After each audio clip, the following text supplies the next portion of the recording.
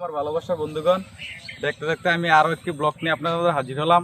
আজকে আমি আপনাদেরকে দেখাবো আমাদের বাড়ির পাশের যে প্রাকৃতিক যে সবুজ পরিবেশটা, সেটা আপনাদেরকে দেখাবো।